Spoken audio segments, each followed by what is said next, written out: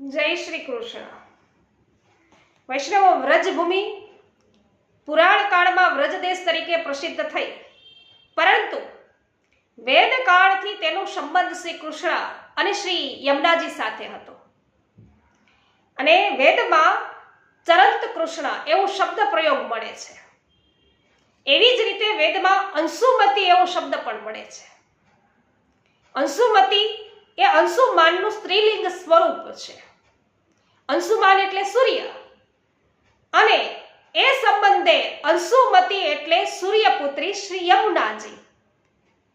તો વેદકાળમાં અહીં વસતા જે કોઈ બ્રાહ્મણો છે એ વૈદિક યજ્ઞો વિશેષ રૂપે કરતા હતા.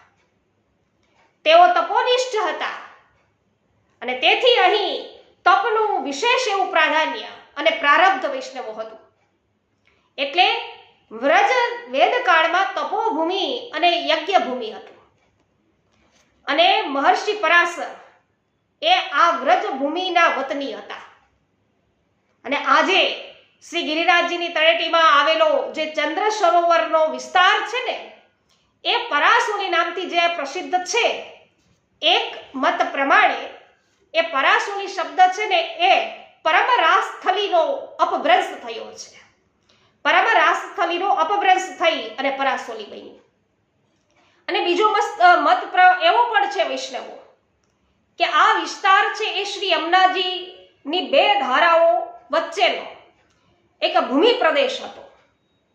અને શ્રી યમુનાજીની એક ધારા આજે જે વહી રહી છે તે, અને એક બીજી પણ વૈષ્ણવો છે એ ધારા શ્રી યમુનાજીની વહેતી હતી. તો વૈષ્ણવો, આ પૂર્ણતઃ સત્સંગ છે તમારે સાંભળવો હોય, વ્રજભૂમિ વિશે પૂર્ણતઃ માહિતી પ્રાપ્ત કરવી હોય, તો આજે આપણી પુષ્ટિ સત્સંગ યુટ્યુબ ચેનલ પર આ સત્સંગ પૂરેપૂરો વૈષ્ણવો અવશ્ય સાંભળજો.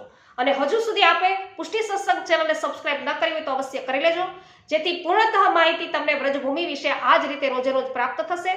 અને સાથે મળીને પછી આપણે માહિતમય જ્ઞાન સાથે વ્રજ યાત્રા કરીશું. તો સર્વને મારા જય શ્રી કૃષ્ણ.